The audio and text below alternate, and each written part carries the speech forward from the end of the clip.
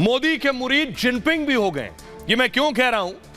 क्योंकि संसद के उद्घाटन के बाद कल मैंने आपको दिखाया था अमेरिका, ब्रिटेन, फ्रांस सब तारीफ कर रहे थे इजराइल तक। अब जिनपिंग सिर्फ संसद की तारीफ नहीं कर रहे हैं, जिनपिंग मोदी की तारीफ कर रहे हैं। जिनपिंग क्यों तारीफ कर रहे हैं? अगली तस्वीर दिखाई जरा। जिनपिंग कह रहे हैं मोदी एक्चुअली वो नेता हैं जो गुलामी की निशानी मिटा रहे हैं भारत से। सोचिए, दूसरे मुल्क का राष्ट्राध्यक्ष कह रहा है कि मोदी अंग्रेजों की गुलामी मिटा रहे हैं। जरा पहले रिपोर्ट देखिए।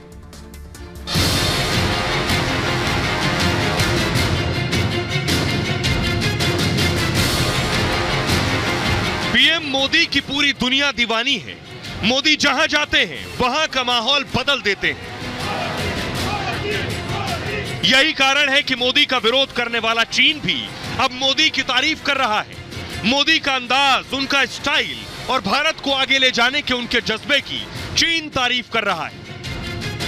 मोदी जैसे वर्ल्ड लीडर के नेतृत्व में भारत की बढ़ती ताकत का लोहा ड्रैगन भी मान रहा है। साफ है, दुनिया में मोदी की धमक और लोकप्रियता को अब चीन भी सलाम कर रहा है। अब आइए मैं आपको बताता हूं जिनपिंग क्या कह रहे हैं, चीन क्या कह रहा है मोदी के बारे में, क्यों तारीफ के कसीदे पढ़ रहा है। देखिए जरा क्या क्या कहा है, यह मैं आपको दिखाता हूं। चीन ने भारत की नई संसद की तारीफ की। नई संसद की भव्यता चीन को बहुत पसंद आई। चीन ने मोदी सरकार के कार्यों की सराहना की। प्रधानमंत्री मोदी भारत की नई तस्वीर पेश कर रहे हैं, यह चीन कह रहा है। मोदी गुलामी की निशानियों को मिटा रहे हैं।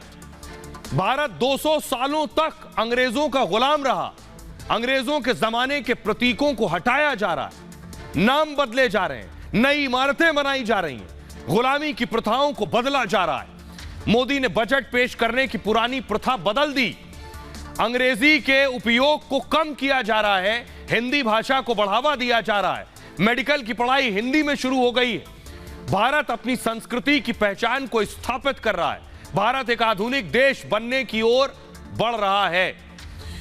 आखिर ये जो बात कही जिनपिंग ने कि गुलामी की निशानी प्रधानमंत्री मोदी मिटा रहे हैं, इस बात को खुद प्रधानमंत्री मोदी ने भी कहा था। सुनिए जरा। सैकड़ों साल की गुलामी ने हमसे हमारा ये गौरव छीन लिया। एक ऐसा भी समय आ गया जब हम दूसरे देशों में हुए निर्माण को देखकर मुग्ध होने लग गए। 21वीं सदी का नया भारत बुलंद हौसले से भरा हुआ भारत अब गुलामी की उस सोच को पीछे छोड़ रहा है। आज भारत प्राचीन कला की उस गौरवशाली धारा को एक बार फिर अपनी तरफ मोड़ रहा है। देखिए, इसमें एक बात और जोड़ देना चाहता हूं कि भारत सरकार जो भी सकारात्मक कदम उठा रही है अपने कॉलोनियल पास्ट की मेमोरीज को इरेज करने के लिए, उसके लिए हमें चाइना से एंडोर्समेंट की ज़रूरत नहीं है। चाइना का सिर्फ एक ही मकसद है इस समय कैसे भी किसी भी तरीके से चिकनी चुपड़ी बातें करके भारत को मना लिया जाए, ताकि भारत एक बार फिर से चाइना के साथ उसी स्तर पर संबंध स्थापित करे जो 2020 गलवान एपिसोड से पहले के थे। अब आपने सुना, पूर्व राजनयिक कह रहे हैं अचल मेहरोत्रा साहब कि चीन चिकनी चुपड़ी बातें भारत से कर रहा है ताकि भारत के करीब आ सके, भारत को मना सके। लेकिन चीन कह क्या रहा है? देखिए, वो कह रहा है कि मोदी ने ये संसद आप देख रहे हैं, पुरानी संसद, देश को नई संसद दे दी, अंग्रेजों की गुलामी की निशानी मिटाई। अगली तस्वीर दिखाइए। ये आप देख रहे हैं एक और तस्वीर, राजपथ की तस्वीर आप देख रहे हैं। मोदी ने राजपथ से इसे कर्तव्य पथ में बदल दिया, एक और गुलामी की निशानी मिटाई। अगली तस्वीर देखिए। ये देख रहे हैं, ये जो तस्वीर मैं आपको दिखा रहा हूं, मुगल गार्डन हुआ करता था। राष्ट्रपति भवन के अंदर जो मुगल गार्डन का बोर्ड हट गया और उसका नाम अमृत उद्यान हो गया। एक ये निशानी मिटा दी। अगली तस्वीर दिखाइए। ये देख रहे हैं सुभाष चंद्र बोस की प्रतिमा का अनावरण किया इंडिया गेट के ठीक सामने। यह तस्वीर आप देख रहे हैं, इस पर भी बहुत विवाद हुआ था। इन्हीं बातों का जिक्र वो कर रहे हैं चीन। देखिए जरा मोदी ने कब कब किस किस चीज को बदल डाला है और क्यों जरूरत थी इसे बदलने की, और इससे संदेश क्या जा रहा है। चीन भी कह रहा है कि मोदी ठीक कर रहे हैं, बेशक उसकी नीयत पर आप सवाल उठा सकते हैं। पुरानी संसद को 1927 में अंग्रेजों ने बनाया था। 96 साल तक अंग्रेजों की बनाई संसद पर देश चलता रहा। मोदी ने नई संसद बनाई। अब यह देखिए जरा, अंडमान निकोबार के 21 द्वीपों का नाम बदल दिया। द्वीपों का नाम 21 परमवीर चक्र विजेताओं के नाम पर था, रख दिया है। सुभाष चंद्र बोस की जयंती पर यह नया नाम मिला। पहले अंग्रेजों के नाम पर इन द्वीपों का नाम था। अंग्रेजों के समय में इसे किंग्स वे कहा जाता था, Kings way.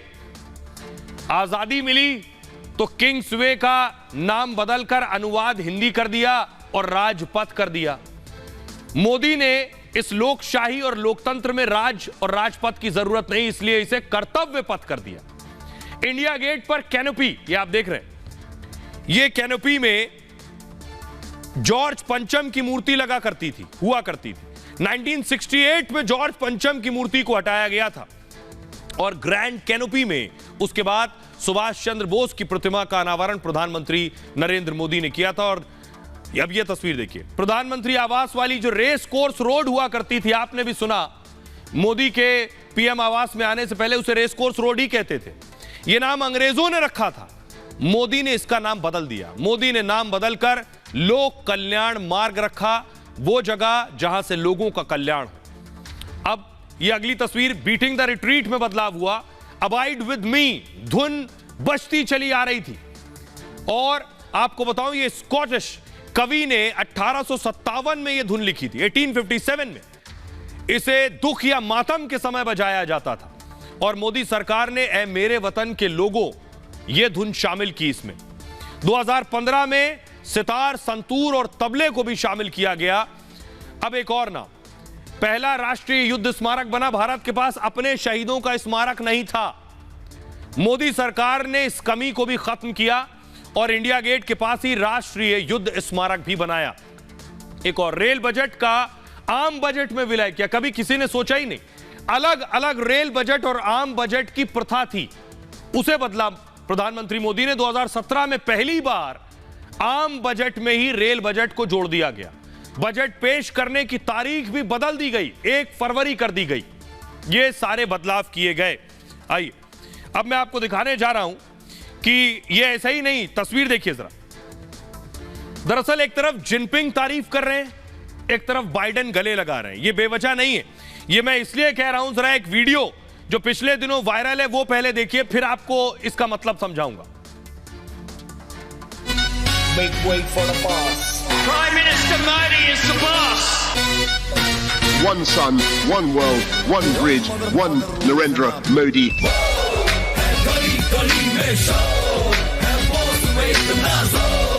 The most loved one of all around the world.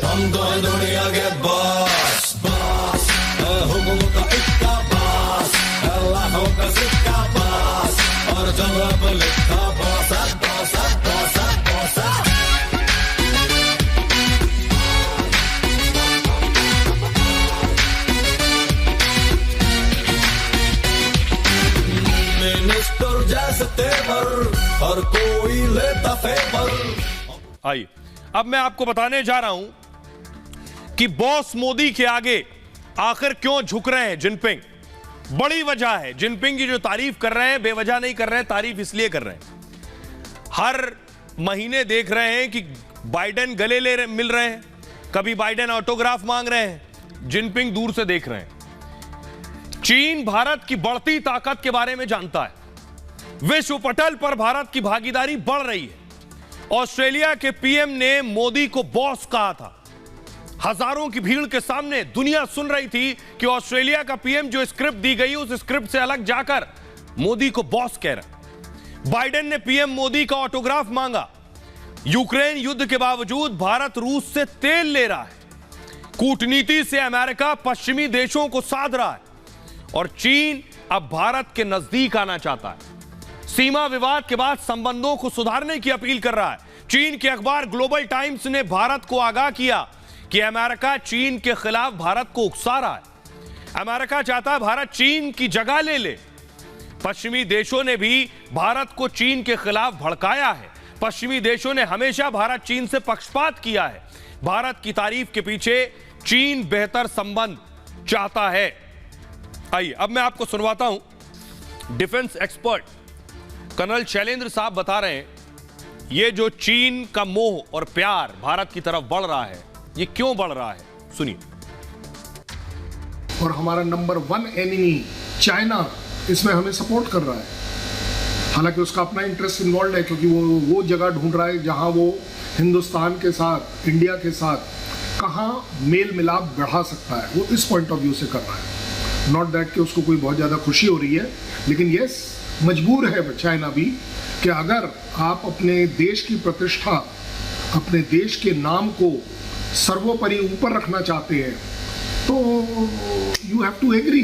China कोई फेवर नहीं कर रहा है, कोई एहसान नहीं कर रहा है। वो रियलाइज करता है कि इंडिया एक नई दिशा में चल पड़ा है, एक वो हाथी चाल पर चल पड़ा है जहां बाकियों के कुछ कहने से कोई असर नहीं होता। आइए अब हालत यह है कि चीन चाहता है भारत उसकी तरफ आ जाए, मोदी उसकी तरफ आ जाए। अमेरिका चाहता है कि मोदी उनकी तरफ आ जाए। इसलिए अमेरिका अब चाह रहा है, ऑफर दे रहा है भारत को और पीएम मोदी को कि नेटो का हिस्सा बन जाओ। अमेरिका ने बड़ा प्लान बनाया है। प्लान यह है कि अमेरिका भारत की मदद चाहता है। उसे प्रधानमंत्री मोदी से बहुत उम्मीद है। वो भारत को नेटो में लाना चाहता है ताकि चीन की चुनौतियों से निपटा जा सके, चीन की विस्तारवादी नीति पर अंकुश लग सके। इसके लिए उसने नेटो प्लस का रास्ता चुन लिया है। वो भारत को नेटो प्लस का हिस्सा बनाना चाहता है।